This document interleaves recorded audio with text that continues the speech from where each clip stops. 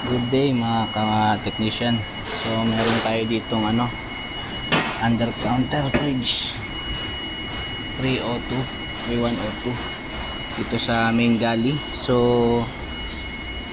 nagkaroon tayo ng work order dito na ito ay hindi daw gumagana. So pinuntahan ko at tinignan ko nga, napansin ko na ang breaker ay nakababa. So tinignan muna natin kung grounded.